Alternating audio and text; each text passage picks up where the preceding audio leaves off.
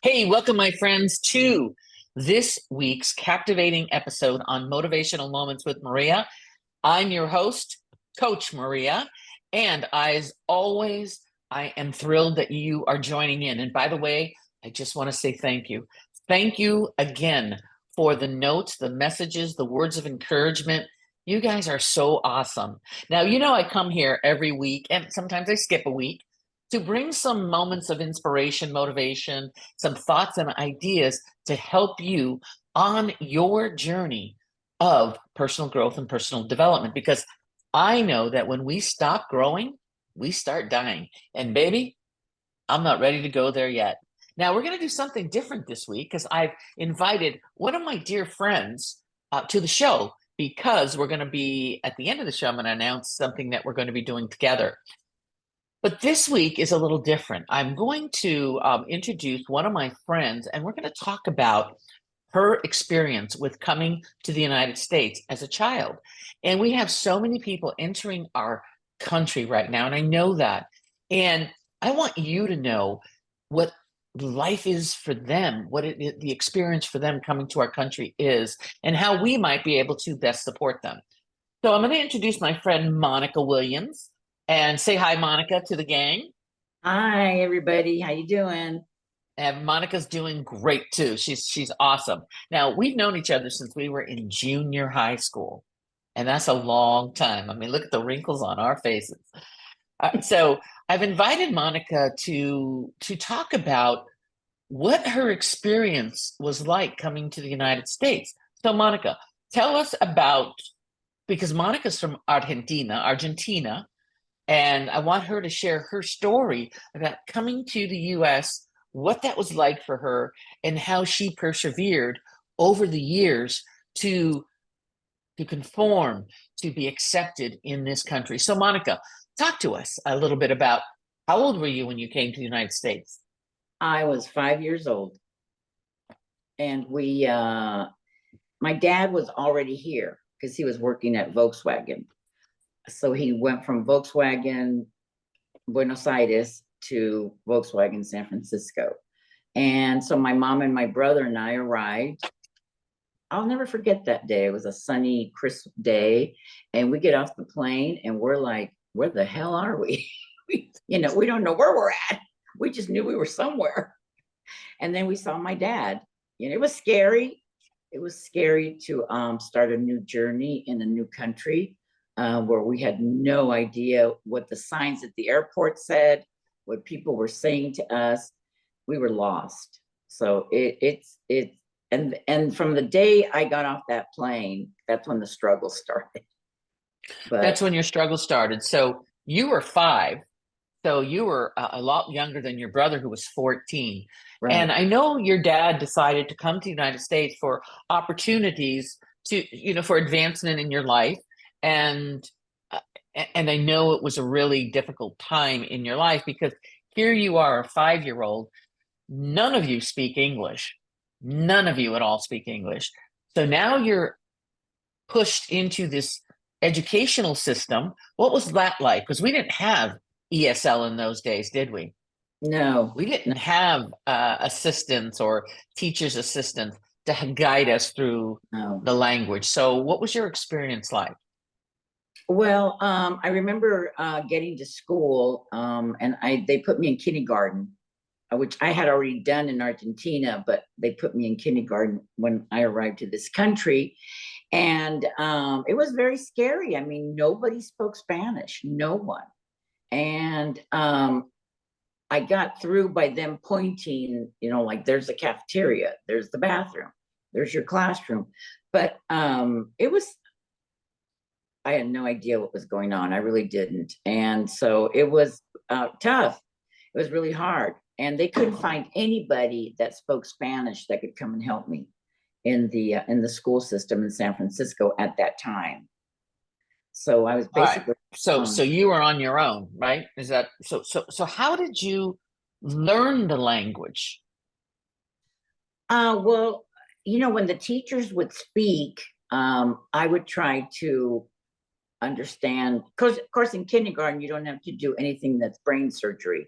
So, you know, they would point, there's your coloring book, there's your crayons.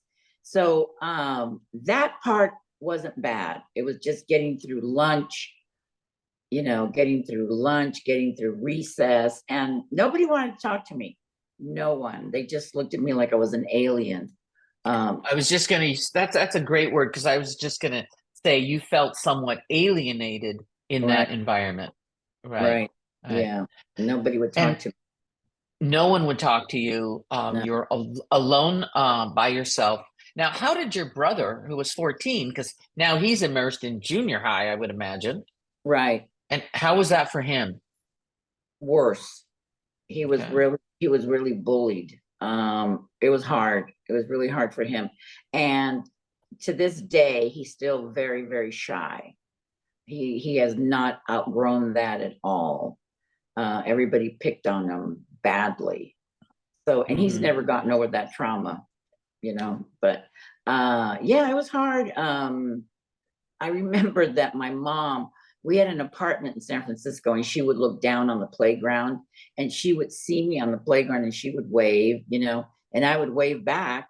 But yeah, it was challenging. I mean, I went from being a child in Argentina to having become an adult at 5 when I got to this country. And so, what I know, because we've talked about this before when we sharing coffee or a cocktail now and then, you had to navigate through all of the challenges coming to the US, but also you had to navigate for your parents as well, didn't you? Yes, I did. Because when we got to this apartment in San Francisco, so they had, we had to get our PG&E and telephone, and so none of us knew what to do. And when you would call companies back in those days, they didn't have somebody that put you through on somebody in Spanish like they do now. So I made it my journey to learn English as fast as I could, because I knew that I had to navigate for my parents and my brother. Got it. And tell me, how did you do that? I mean, because that, people say, oh, you can't learn another language, but how did you do that? I mean, because you're 5 years old, and oh, by the way, I noticed that you don't have an accent. And I know other people that have been in this country a long time and they have the accent and they've come at a very young age. How is it that you were able to make that? I mean, like I said, you don't know that you're Spanish until you can speak Spanish until you actually do. How Yeah. did you do that? Um, I think even to this day, you hear somebody speaking with an accent and they pretend like they don't understand you. Because my cousin has an accent, and she Hmm. came when she was 25, and people will go, I'm sorry, I didn't understand what you said, when they did. So anyway, that really irritates me when people do that. But I just knew that the I had to learn not only English, but I had to make sure that I didn't have an accent, because I felt that when I was on the playground or the cafeteria, if they would even hear the slightest hint of an accent, then I was going to get bullied. I was going to get ignored, and the teachers were going to just kind of, not paying any attention. So I had to make sure that as a child, I had to make sure that when I spoke, I had no accent, and it was not an easy task. Right. Now, you mentioned the word bullying, and how were you bullied in school as an outsider coming in? Well, because nobody spoke to me, like I said, nobody spoke to me. And, everybody just looked at me like, like I said, I was like an alien. No, so that's when I decided. I was very shy. So I said, okay, I'm going to have to come out of my shell, because I am not going to survive this. But like I said, kindergarten was easy. No, no biggie. So then I decided to start talking to some of the girls. And so I made a couple of friends, and they helped me a lot with my English. They really did. Oh, They were there for me. So okay. So that was Beautiful. good for me to do that. So at lunchtime, I would sit with the only two friends I made, which were still friends, believe it or not. And they would help me, this is how you say this is how you say that. And then when I went to first grade, now that was a challenge because it wasn't just the coloring and the pencil, that was tough. So I repeated grades quite a few times. So Okay, when I so was older than anybody. yeah, well, that's okay. You graduated older, but the fact is you graduated. So how long did it take you to feel comfortable with the English language? Because you do have a command of the English language now. I mean, I know our grammar's not perfect 100% of the time, but you Yeah, speak English really well. I mean, how long did it take you from the time you were 5 to what? When did you feel comfortable? I'd say it took me a whole year. Only 1 year. I think so. As Okay. a child, you can learn another language so easily, even though people say you can't, but yes, you can. If I Right. can do Sí it, se and puede, right? Sí se puede. se puede. Yes. If I Se can do puede. it, anybody can do it. That's Right. how. And I want to stop there for a minute because this is just one of the lessons that we talk about in skill development and in personal growth and personal development. That if you set your mind to something, now look, he, this woman, well, actually, this child came to this country and her purpose was so strong, her big why, if you will, and we talk about that. If I'm going to make it here, I cannot I cannot just live in my own world. I'm going to have to put myself out there. And so it's no Yeah. different in our lives, our everyday lives, right? When we want to do something, we have to go do the work. And obviously, Monica, you did the work, right? I Because did. you just acclimated. Go ahead. I didn't know I had to do the work. I had no clue. I was just basically I was in survival mode. That was my journey, was just to be in survival mode so that I could get through class, I could get through recess, I could get through cafeteria time, uh, so that I didn't know that that was going to be my journey, but it was my journey. And then It was your journey. Go ahead. yeah, I had to help my parents navigate through things. um, my dad knew a little more than any of us, so, but he couldn't teach us because we spoke Spanish at home because that was the only thing we were comfortable with. So that was my primary language, was Spanish. And then Right. my mother made it her mission that we would always speak Spanish, always, because we would go home to visit family. Well, we couldn't go very often because it's so expensive, but we would go and visit family like every 5 years or so. And she Mhm. wanted us to make sure that we could speak to the family, and not just be, I know people that have come to this country where they wanted their kids to only speak English. And then Mhm. right now, they hardly know how to speak Spanish, very little. Right. So No, and you bring up that's an excellent point because I knew when I was growing up. Okay, so I have 6 brothers and sisters, or did, and when we were growing up, Spanish was the primary language in our household too. Because my yeah, mom came to this country at 14, and yes, she could speak English, but not that well. And so when my older brothers, went to school in kindergarten, same experience. They didn't understand anything. They they were told, you have to learn to speak English.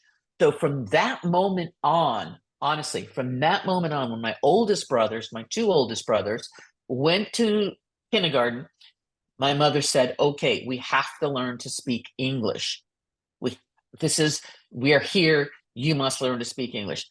And like you, we all had to help our mother navigate through, the United States English language channel, if you will, yes. because she only graduated from 6th grade.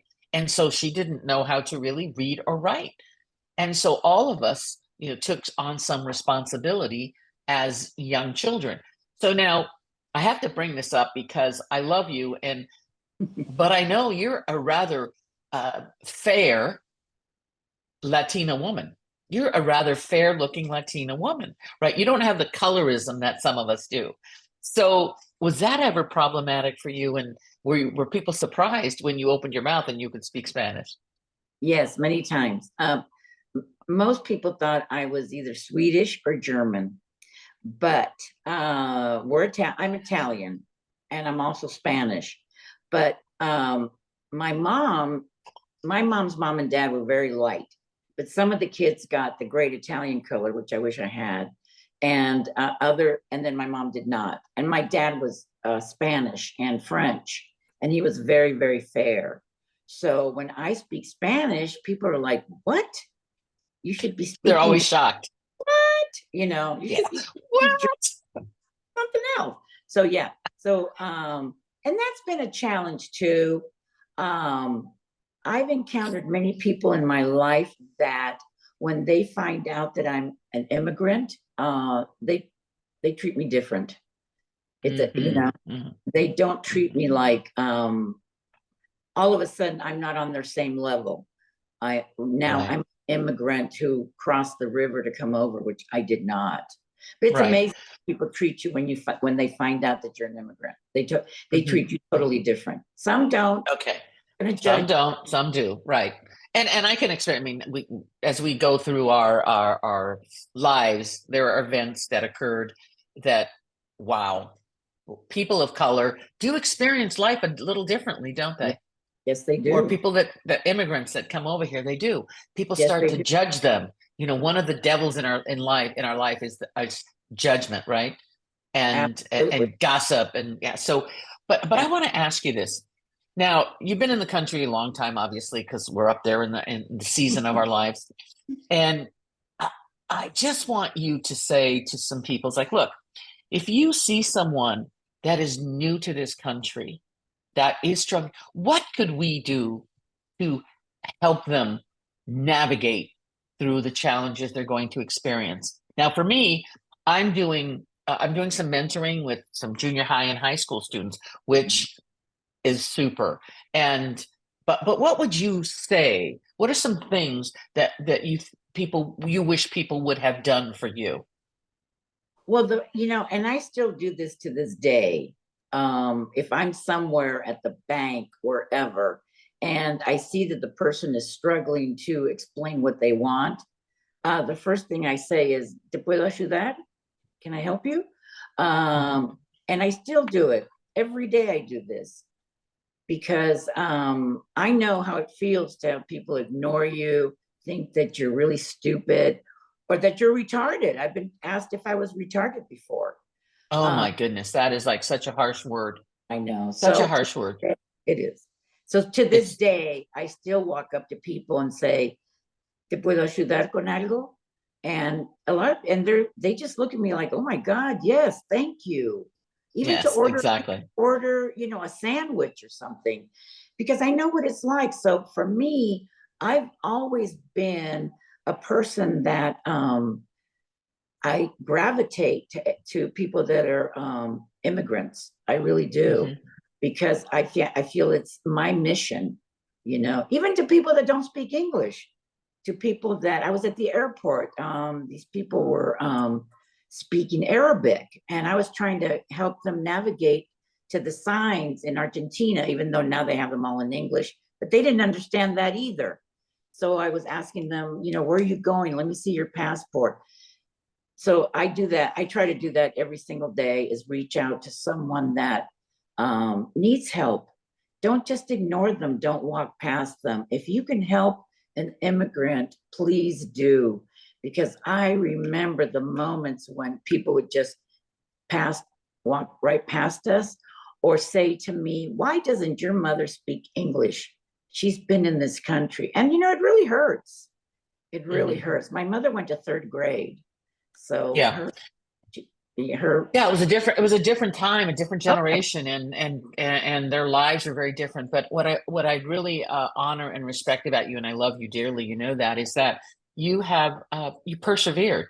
No matter what happens, you persevered. So your level of resilience, and I know all the struggles that you've had in your life, you were resilient, and that just is a great segue into our conversation. And I really want you all to listen to this. Monica and I have decided that we're going to go on to we're going to cross channels, and we're going to be doing my weekly podcast, our weekly podcast in Spanish, because we believe that the more we can empower others, that the better we can serve our entire universe. So, Monica, well, how do you feel about this, that we're going to be doing this? I think it's great. I think it's great. I think we need to empower people. Now I see, 20, 30-year-olds that they know how to speak English, they have an accent, and they kind of hold back, on what they're trying to say. And, I just think it's so necessary that we empower these people to just speak up. I know I did. I mean, my English wasn't perfect, but I had to do so much I actually became an adult at 6, Yes. And, Yes.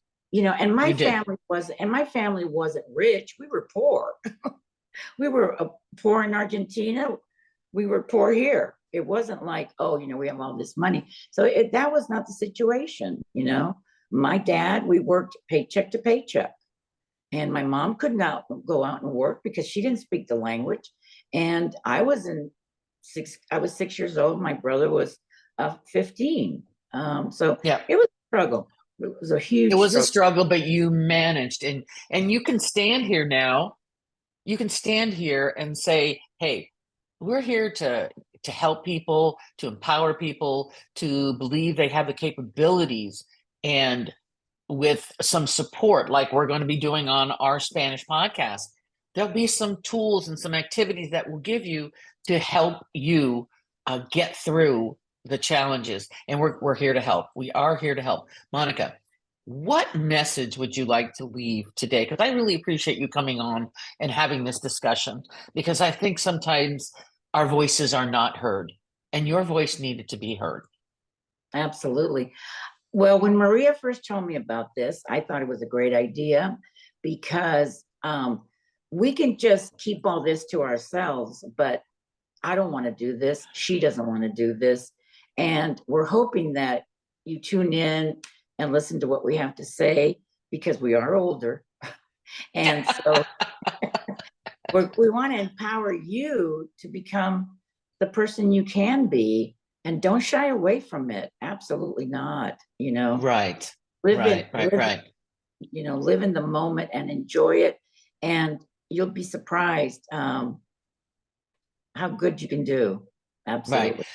Okay, but I want to just go back for one moment. This is important because this is it was a transformation that I saw in you, I observed in you, because I know, you've always been given to everyone else. And then you put your flag in the ground one day and say, you know what? I am going to really work on developing myself and becoming the best I can be. And you've done that, and I'm so proud of you, right? You've done that. You just said, hey, I'll take care of myself. I have different beliefs about myself now. What Yeah. changed? What changed? You Oh, empowered me. I'm serious. You are the person that motivated me. You've been my mentor. You've been there for me through the good times, the bad times. And you are the person that empowered me to be who I am today. You really Oh, are. wow. I wasn't okay. I wasn't expecting that. True. And I'm It's just true. like honored, and I'm just like, whoa, I wasn't expecting that. And I'm glad, because if we can touch even, and I'm going to get emotional now, if we can touch even one person's life Yes. while we're here, Yes. it's so worth it. I So agree. I want to tell you that we're going to do this. It's going to be good. We're going to share our message out with others. We are wisdom warriors, and we have a lot to share with you about life and how you can be, do, and have more in your life. Because we know deep down inside that there's something inside of you that really wants to come out. So don't forget everything and run, because fear is not going to get in your way. We're going to help you overcome that. So, Yes. Monica, thank you for being with us Well, today. thank you And for to having me. you, all my friends, and mis amigas y amigos, I'm going to tell you that we're going to be doing this. It's going to be a fun time. We're going to do a little bit in Spanish, a little bit in English. But I want you to do something. I want you to share this message with your friends, your family, someone that needs to hear this message. I know you know someone that does. So share this with them. And until next week, my friends, stay focused, stay positive, always have fun. And no matter what you choose to be, do, or have, do it with excitement and passion. Love you guys. Thanks for coming on. Bye-bye. Nice meeting you.